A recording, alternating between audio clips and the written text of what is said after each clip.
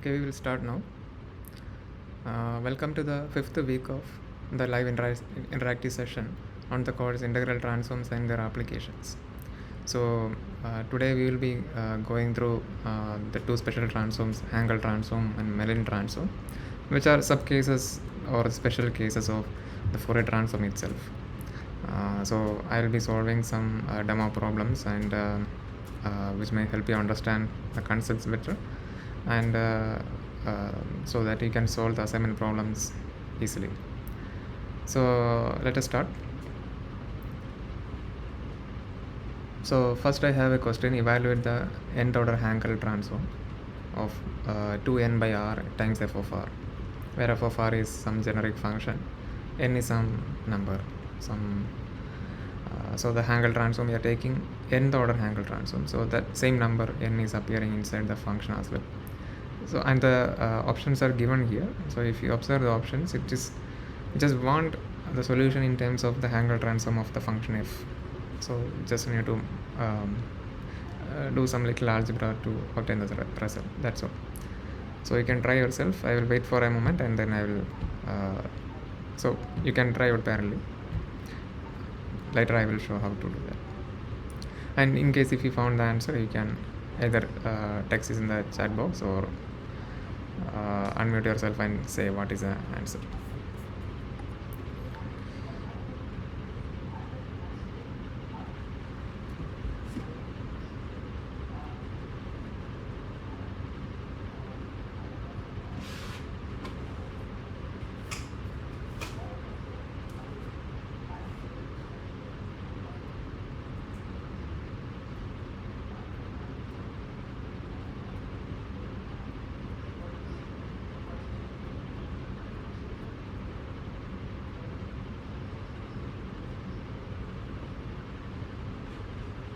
Okay, remember the definition of Hankel transform, nth order Hankel transform of any function, let's say g of r, is integral of g of r times j n k r r dr integral 0 to infinity.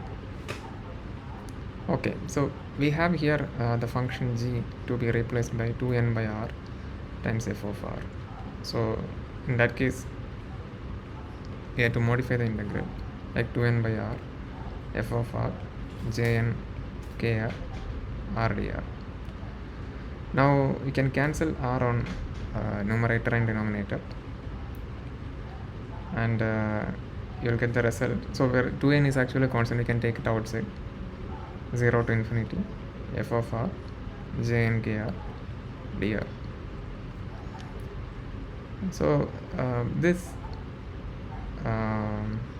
so from the definition, if you compare with the definition, there is an r is missing here, so that's why we cannot just write it as a transform of nth order Hankel transform of f, but we can modify it a little bit so that using the properties of Bessel functions, we can modify it a little bit so that an extra r will appear in this expression, so that we can write it as a special form of Hankel transform, some modified version of the Hankel transform with some modified index n. So for that, so if you see, actually jn, the nth order Bessel function, has a property which can be written as jn plus 1 of x plus jn minus 1 of x multiplied with x by 2 times n. So we'll use this property here. Okay, so in that case, let's say this is equation 1. The equation 1 can be now written as 2n integral 0 to infinity f of r times, now jn kr, right? So that we can write jn plus 1 of kr plus jn minus 1 of kr. Then see, x is now entirely replaced by the number kr. Okay, so here also it's kr by 2n times, can multiply with dr.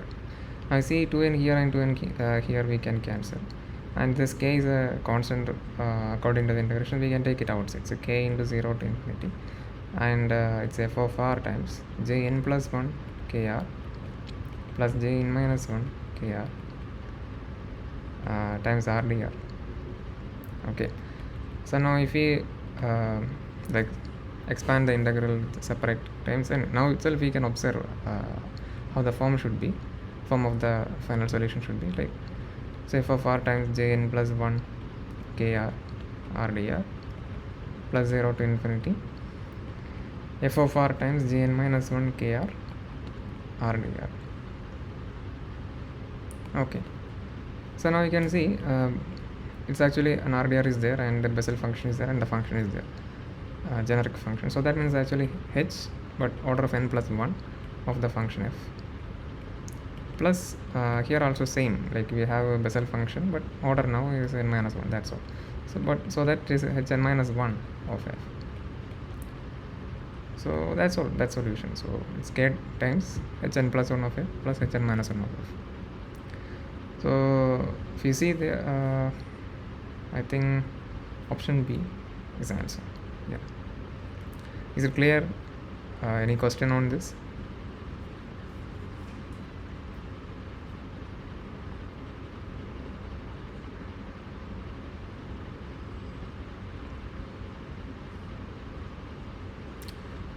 Okay, I guess that is clear. So we'll move to the next question.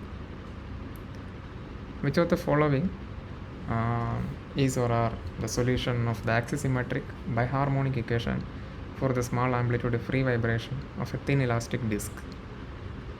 It's given, the given equation is given, it's b square times dou square by dou r square plus 1 over r dou by dou r, the whole square acting on u plus u tt, that's dou square u by dou t square is equal to 0, where the domain is from 0 to infinity for r and the time is greater than 0.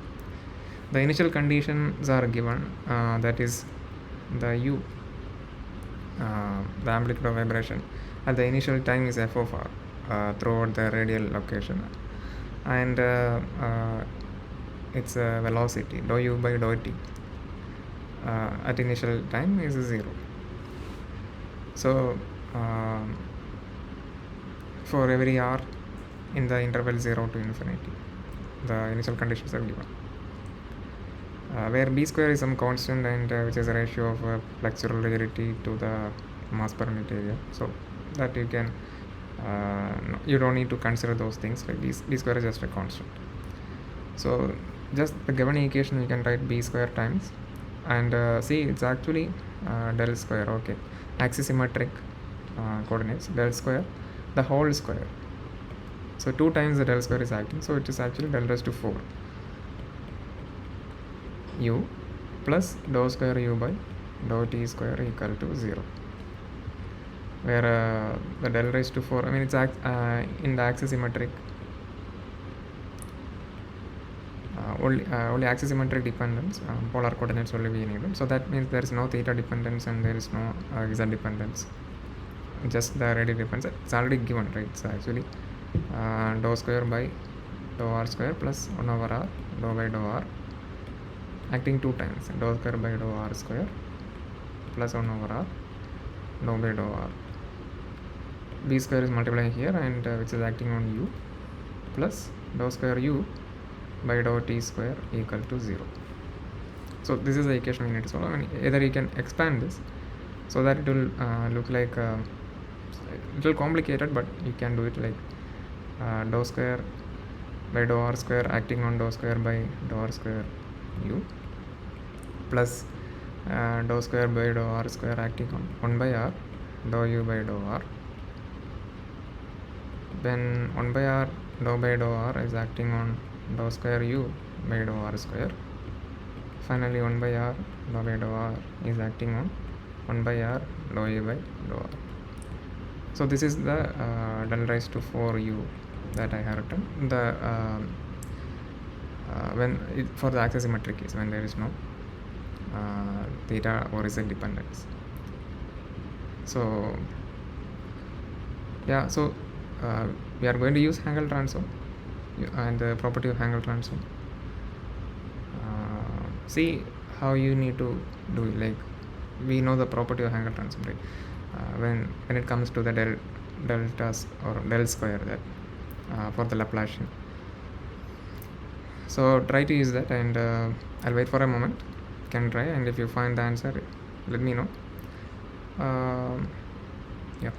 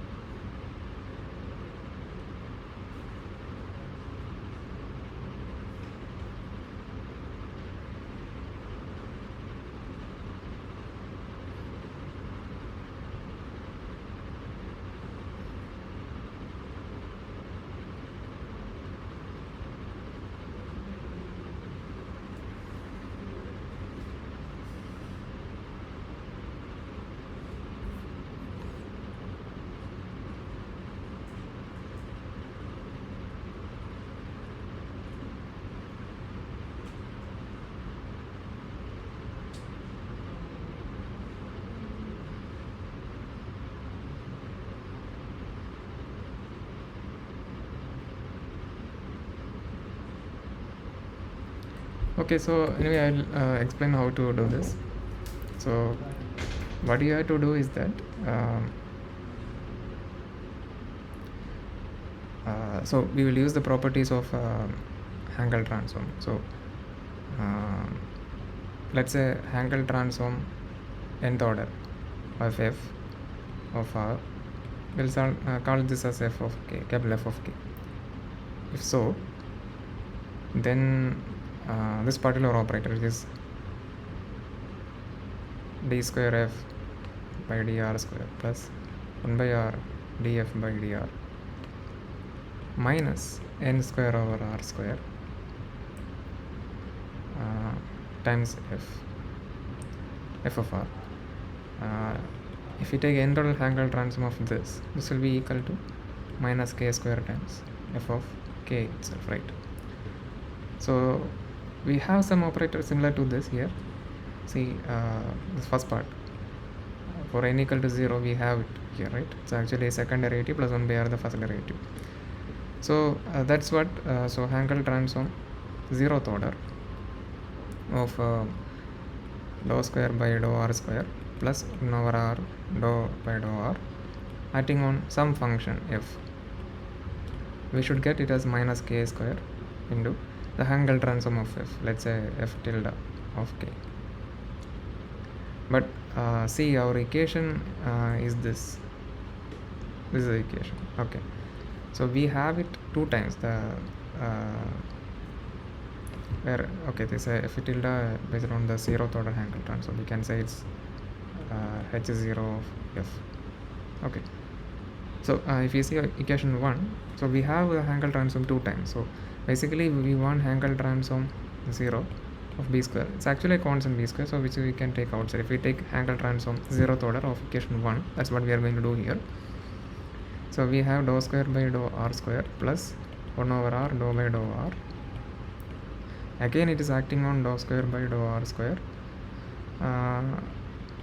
We can say u is already acted by the first operator dou square by dou r square 1 over r dou a by dou r. Okay, like this.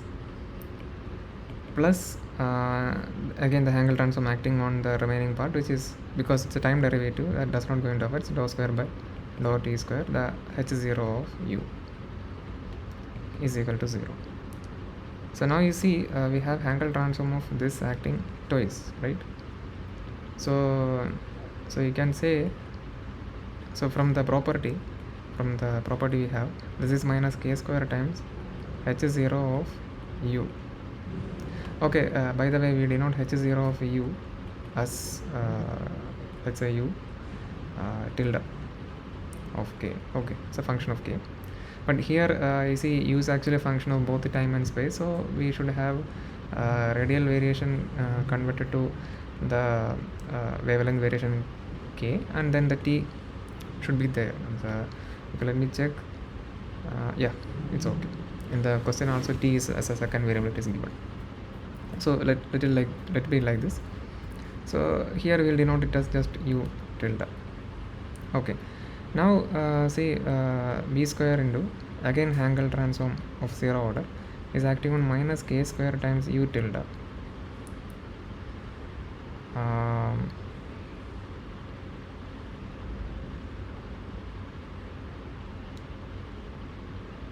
Yep.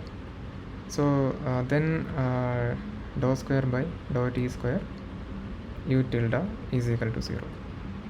So now again we are taking Hankel transform on more time, right? So any minus k square is a constant, so that will take out, so it's b square into minus k square. Then again Hankel transform acting, so it is going to be minus k square again. Wait a minute, I think I made a mistake. Let me check.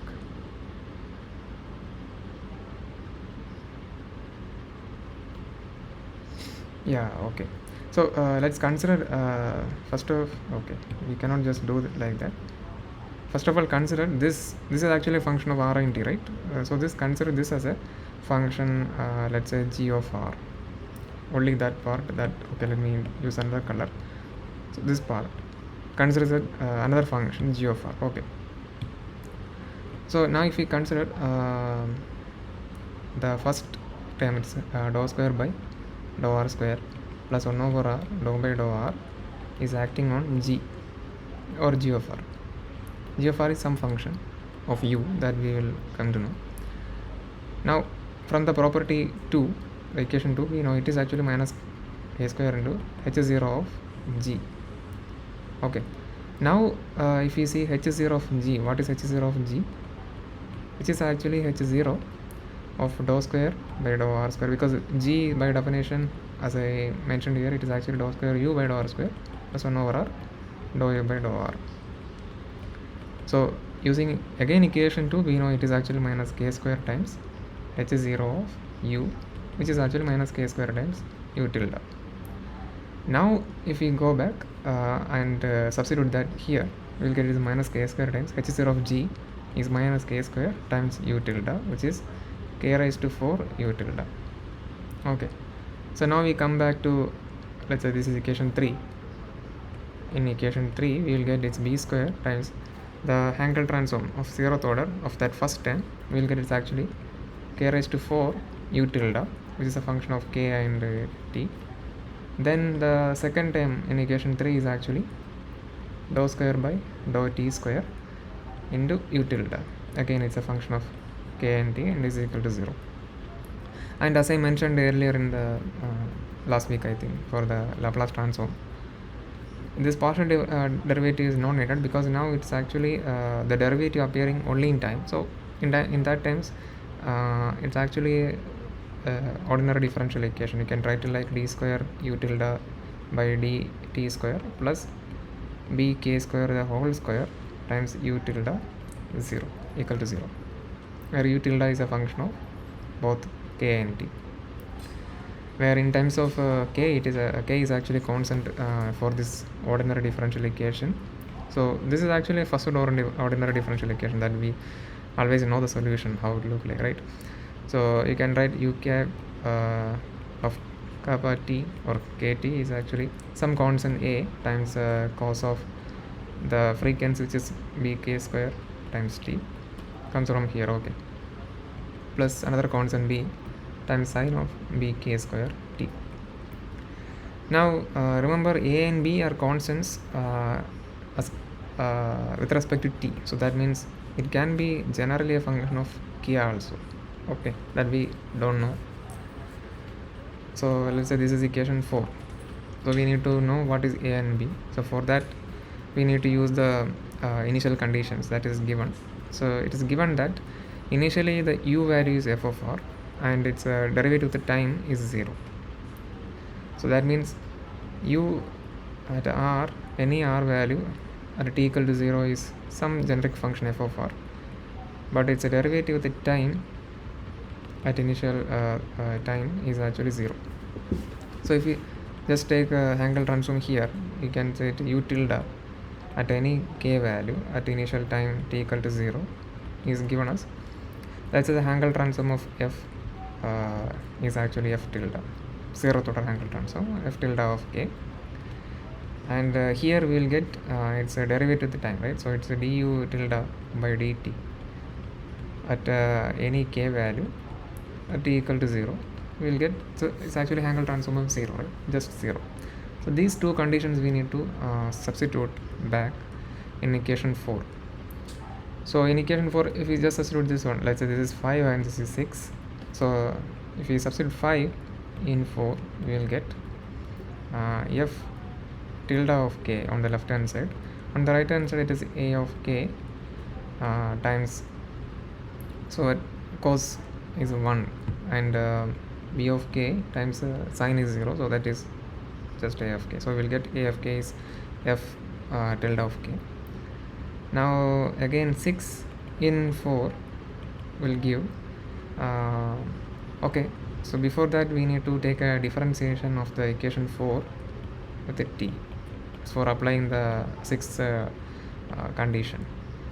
So that is du tilde by dt is equal to a of k, then it's minus bk square into sine bk square t plus b of k into bk square cos of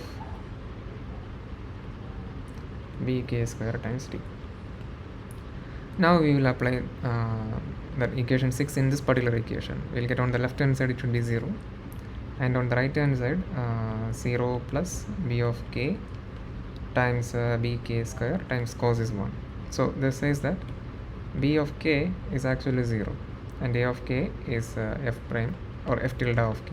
So we will substitute these things back in equation 4. We will get u tilde of k comma t.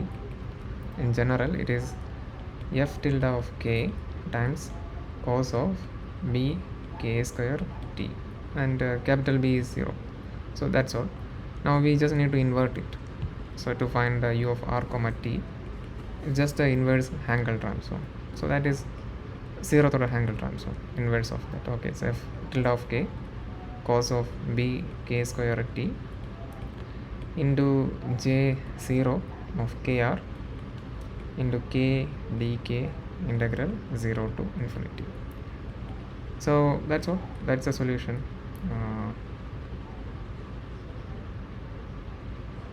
Yeah, option D is a solution. Okay. So is this clear?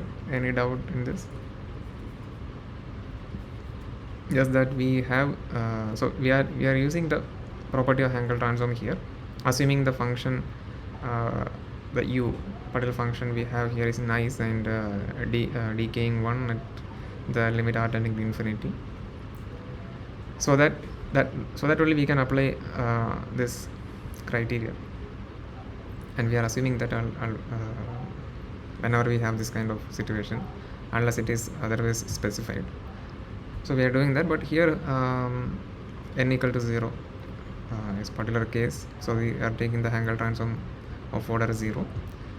We are applying this 2 times because the 2 times operator is applied, so that we are doing it in steps so that it applied 2 times. So unlike minus k square into u tilde, we have square of that k raised to 4 u tilde because operator is applied twice, and then just normal ODE solving and then taking the inverse. That's all. Okay, so we'll move to the next problem. So here we will deal with Mellin transform.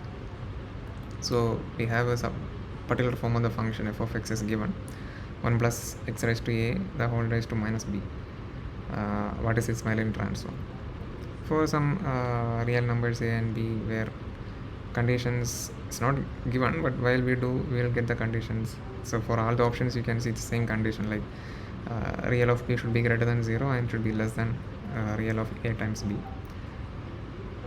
So you can just try, and I'll wait for a moment and then I will explain how to do this. Okay. If you see the options, all of the options are looking same, like product of gamma divided by gamma. So it is actually related to the beta function, the solution. So you just need to do a little transformation of the definition of the Mellin transform with this function, so that you will reach the gamma function. Sorry, not gamma function, beta function. Then yeah, that's how you can do it.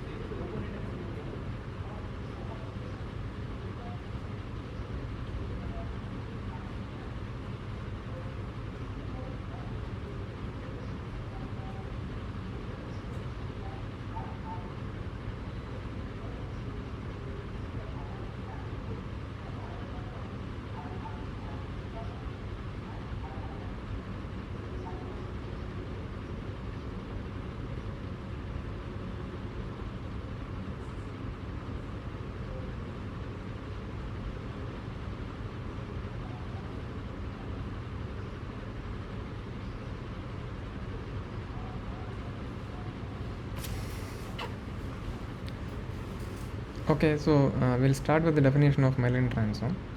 So the Mellin transform for a function, let's say f of x, is given by f of x times to a variable, let's say p. So it's x raised to p minus 1 dx integral 0 to infinity.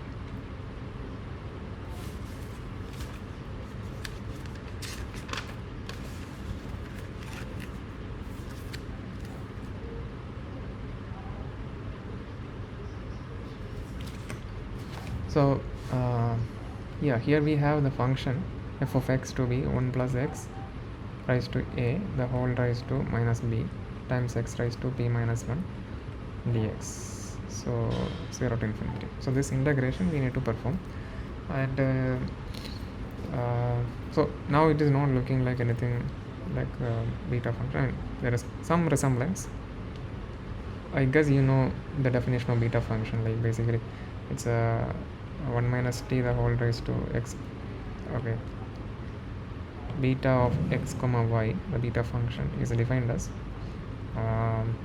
t raised to x minus 1 minus t raised to y minus 1 dt integral 0 to 1. And you can see from the symmetry you will get actually this is equal to beta of y comma x, and this is also equal to gamma of x times gamma of y by gamma of x plus y. So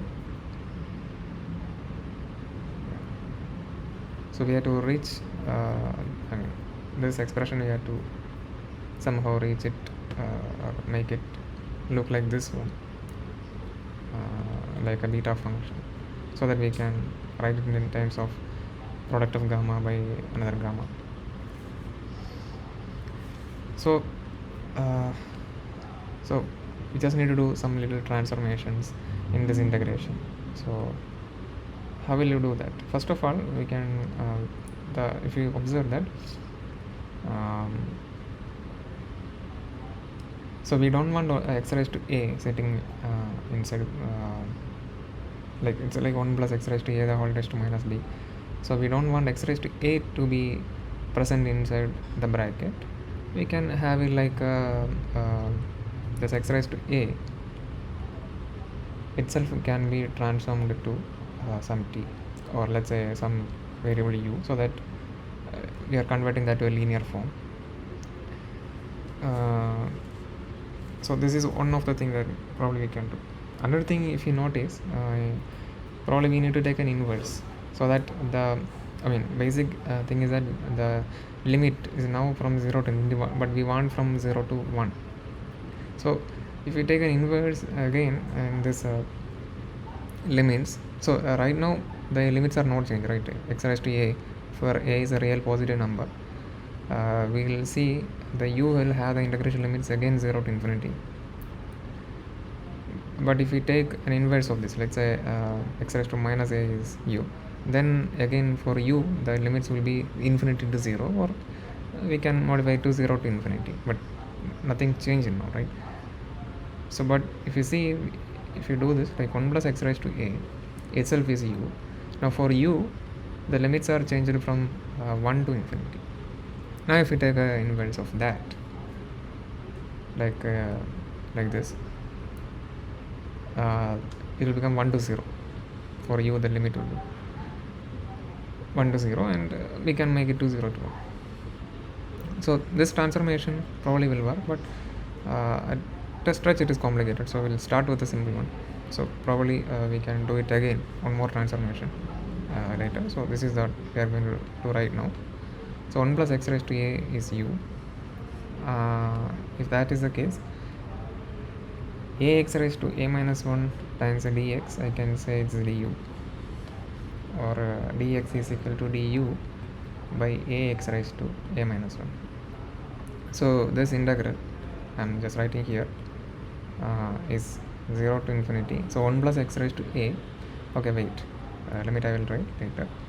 1 plus x raised to a, I can write u times minus b, x raised to p minus 1, I will rewrite the x, but before that do some simplifications. Dx divided, okay, dx I had to write it, so I can see dx is in terms of du, is a du divided by a times x raised to a minus 1. Now the see x raised to p minus 1 in the numerator and x raised to a minus 1 in the denominator, so you can simplify them to obtain its x raised to p minus a, and this 1 over a I can take it outside the integral because it's a number, constant. And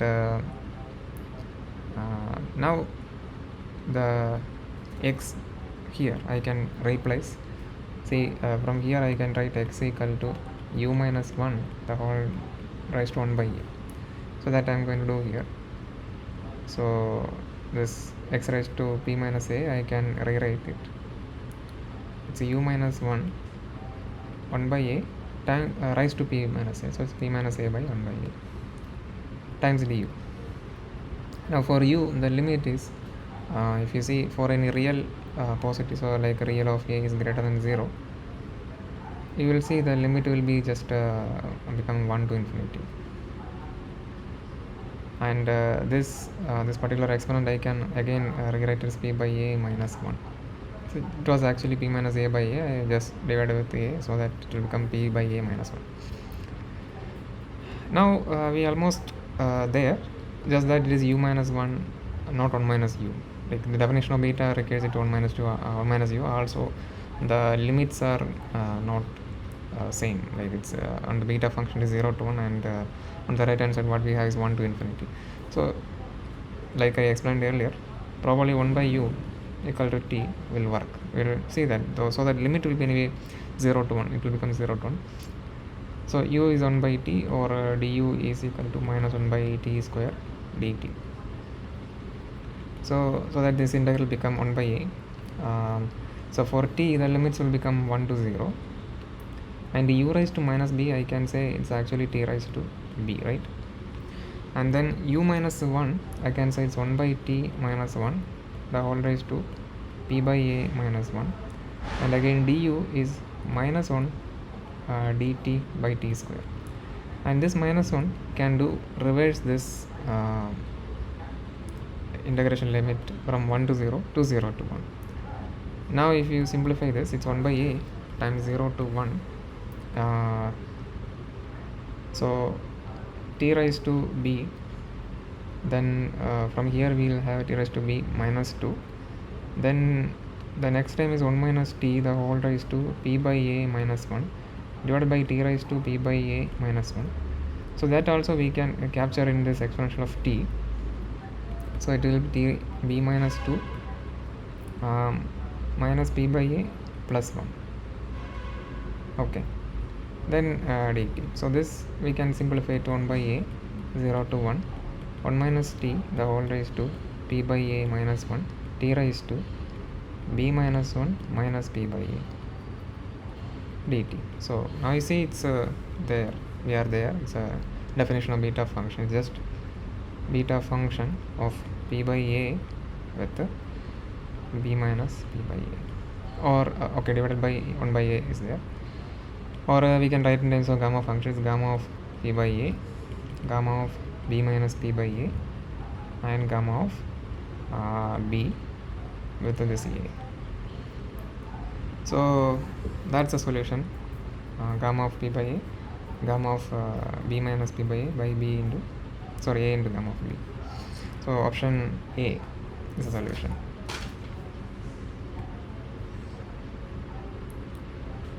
Okay, so this is clear. See, what we are doing here is we know some results like beta function, some standard function is defined in terms of the gamma function, and or in this term of the well-known integral. So whatever integral comes here, we are just modifying it to reach some non-integral. So that's how we solve these kind of problems. Okay, so I guess that is clear. So we'll move to another problem. Evaluate again the Mellin transform of this particular function x raised to minus n times jn of ax, where a is greater than 0 and n is greater than minus half. So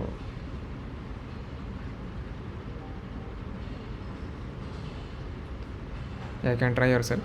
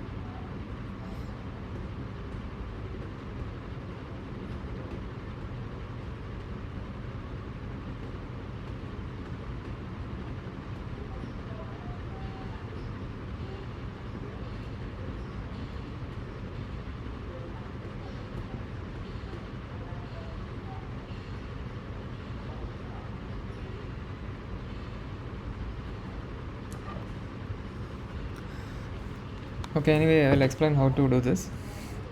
So we know the definition, right? So Mellin transform of x raised to minus n jn of ax. So it's just x raised to minus n times jn of ax times x raised to p minus 1 dx integral 0 to infinity. Now if you see, this is just jn of ax times x raised to p minus 1 minus n times dx integral 0 to infinity. You can modify a little bit, like an x multiplying here and x dividing here, so which we can absorb inside it like this. So and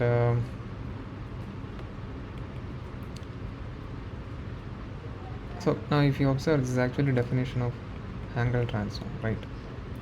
Hankel transform of x raised to p minus n minus 2 order n to a. So you can solve it this way. It's one of the way you can do, but still you have to know what is the Hankel transform of x raised to some power. raised to some power. So that's one way you can do. Another, you should know, or you can check the table of standard integrals, where you will find this kind of an integral like jn of ax times x raised to p minus n minus 1 dx. So one standard integral of the same form is j n of x times x raised to m dx, 0 to infinity, should be 2 raised to m gamma of n plus m plus 1 by 2 divided by gamma of n minus m plus 1 by 2. You can check in the handbook of mathematical functions by Abramowitz and Steven, where we will find this expression. Okay, so we are going to use the same here, where you can say ax is some variable, let's say u. So a into dx is du. So this will be just become jn times ax is u, and x is u by a the whole raised to p minus n minus 1. Dx is du by a, and u also, because a is a positive number, it's a 0 to infinity. Now we can substitute. So basically you take the constants a raised to p minus n outside, then it's jn of u times u raised to p minus n minus 1 du, integral 0 to infinity. Now you can use this expression here for this integral. So it is just 2 raised to m, which is here it is p minus n minus 1.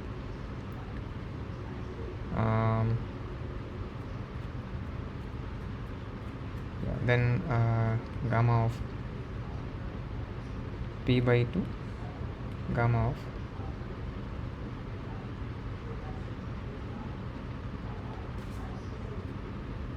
n plus 1 minus p by 2.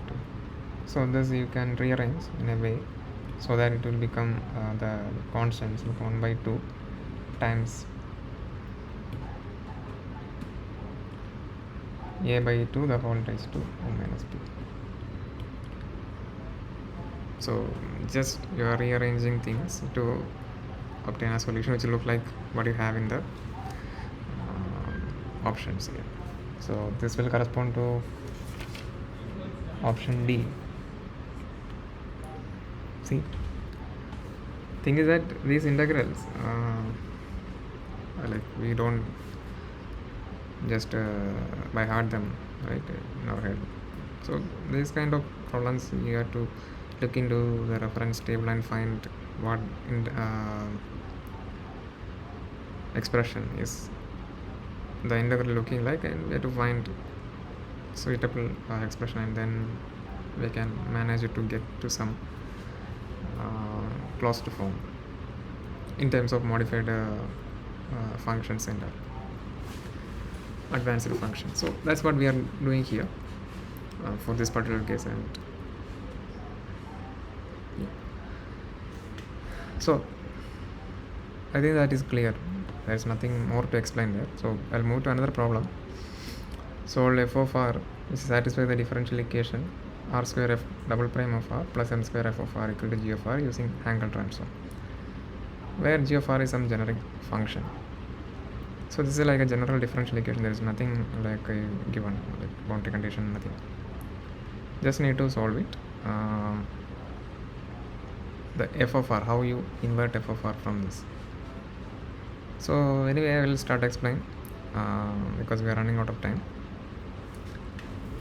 See, first of all, you can divide throughout by r square. You will get something like f double prime of r plus m square by r square. F of r is equal to g of r by r square. Now we are going to take a Hankel transform. But see, there is a problem here. Hankel transform of second derivative is not given, and this we can try like, let's say f tilde of k. But for Hankel transform f double prime, so unlike Fourier transform, we know if Fourier transform of is there, second derivative will take the Fourier transform is minus k square times the Fourier transform of f, right? The equivalent, there is no like word to word equivalency, or but corresponding equation is there. We know it's a Hankel transform of f double prime of r plus f prime of r by r minus n square by r square of f of r. We know it is equal to minus k square times the Hankel transform of, so in order n, it's f. So this is the corresponding equation, but there is no such equation which is directly saying what is Hankel transform of f double prime of r. We need this combination to close this, to obtain this form. So if you observe here, so see, if n is an imaginary number, we can say this is plus, like at least in terms of the representation we can say it. But there is an first order derivative is missing in this equation.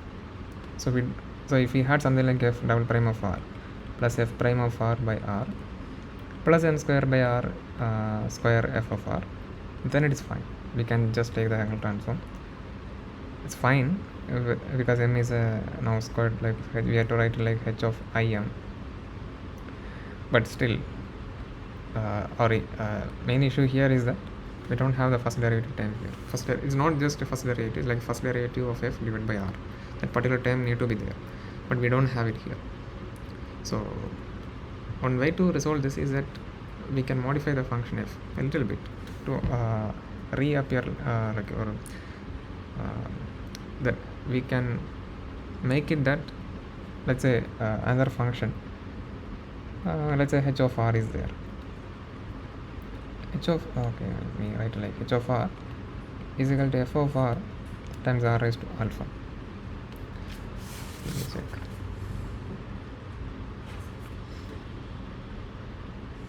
Yeah, it's fine. Okay, let me use another. Yeah, it's fine. I think h of r is fine. Yeah. Now, okay, I will write this r raised to minus alpha so that I can write f of r. Okay, let me restate it. I mean, we can use any form, like f of r is equal to some h of r times r raised to alpha. We are taking some alpha outside, and we evaluating f of r, f prime of r, which is h prime of r times r raised to alpha plus h of r times alpha raised to alpha minus 1. Now taking one more derivative, f double prime of r, which is h double prime of r times r raised to alpha plus h prime of r times alpha r raised to alpha minus 1, but 2 times comes from here also. Then h of r times alpha minus 1 times r raised to alpha minus 2. Now if we see here, we can say f double prime of r here, right? So we will divide throughout by an r raised to alpha. From this expression we will take r raised to alpha from here. We will have 1 by r here, and then 1 by r square here. Now if we see here, now okay, now we just multiply r raised to alpha on the right hand side again. We just took the r raised to alpha outside and then keep it there. Now if you see here, f double prime of r, we have something like this, and we have a second derivative here, first derivative divided by r, something like that is there. So we want the 2 alpha to be exactly equal to 1. So for that, alpha equal to half is a good choice for that. So if you do that, so we say h of r times r raised to alpha, which is root r. If that happened, then f double prime of r, we can write it as h double prime of r plus h prime of r by r. Then here it is a half into half minus 1, it is a minus 1 by 4. So it's a minus 1 by 4 h of r by r square times r raised to alpha, which is root r. So the second derivative here can be replaced with this particular term here. So that, let's say the equation 1 we have here, we can write it. So we are not doing any transform yet, we are just modifying the differential equation a little bit. H of r divided by 4r square times root r. Then m square by r square f of r. So now see, f of r as I defined is h of r times root r, right? So we can use that h of r times root r. On the right hand side we have g of r by r square. So we will write that g of r divided by r square. Now if you throw divide by root of r, like we have root of r here, root of r here. So we'll bring the root of r, entire root of r on the right hand side, we'll have root of r here. Now if you modify or combine the terms which have the same property, h double prime of r plus h prime of r by r minus 1 by 4 minus m square h of r by r square is equal to g of r by r square root r. So now we have an equation for h of r which contains the term that we wanted, have second derivative and first derivative, and then some so let's say n square is equal to 1 by 4 minus n square, so that n is equal to square root of this. So I can write here as n square, right, with this definition of n. Now if we take a Hankel transform of this order on both sides, we'll get hn. We are taking a Hankel transform on both sides, we will get it is minus k square times hn of small h. Let's say that is h tilde of k. On the right hand side it is a Hankel transform of nth order of g of r by r square root r. See, g of r is some generic function, we don't need to bother about that right now. Now throughout we divide with minus k square, so we'll bring that on the right hand side, it is minus k square. Now just invert it, h of k h of r, while inverting we'll get h of r, which is this minus will take outside, just inverts, so it's hn g of r by r square root r, which is a function of k, divided by k square into Bessel function of order n of k r k dk, integrating from 0 to infinity. Now see this k and one of the k here we can cancel, and this is a final expression we have. Just that so this, remember this n is actually coming from the square root of 1 by 4 minus n square. So when m is less than mod m is less than, or m is less than 1 by 2 and greater than minus 1 by 2, we have some real Hankel transform, or otherwise we have to do it in the imaginary order Hankel transform. But yeah, so this is how we can do it. And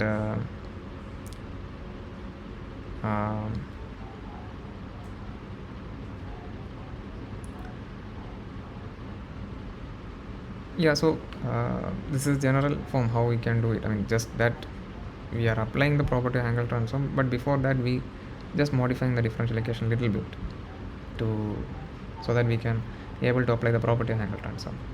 But see, this is actually h of r we found here, but we want the f of r, right? So from this expression we know f of r is equal to h of r times root r. That's how we transformed it. So that means if we multiply with the root r here, we'll get this is f of r. This is what we finally want, right? So just a transformation of the differential equation, that's it. Now another thing I want to say here is that so again we have this equation, right? Now one thing you can do is that instead of using Hankel transform, you can use like Mellin transform also here. So let's say the Mellin transform of f is, let's say, capital F of p. From variable r to p we are doing the transformation. Then for there is a property for Mellin transform of r square f double prime of r, assuming f is like a confined function which does not blow up and its derivative does not blow up at infinity. Then this will be just p times p plus 1 times f of p. So if we just take the Mellin transform of this function, we will get p times p plus 1 times f of p, that we can directly apply, plus m square is a constant times Mellin transform of f of r, which is f of p, capital F of p. Let's say the Mellin transform of small g of r being capital G of p. Then now we can rearrange it to obtain f of p times p square plus p plus m square is g of p, so that f of p will be g of p divided by p square plus p plus m square. Now we have the solution in Mellin transformed variable. Now we just need to invert it. Taking inverse Mellin transform on both sides, we will get f of r to be inverse Mellin transform. It is just 0 raised to p, g of p by p square plus p plus m square times r raised to minus p times dp, integrating c minus I infinity c plus I infinity 1 by 2 pi I. So we need to do a Bromwich integral, but other than that we have the solution here also. We can always convert this Bromwich integral to a real integral using the complex integration techniques. So at that time we may recover again this solution here from this integral. So yeah, that's another way we can solve this particular expression. We don't need to do any complicated transformations, but we need to do this Bromwich integral for the cost of that. So is it clear? Any doubt in this?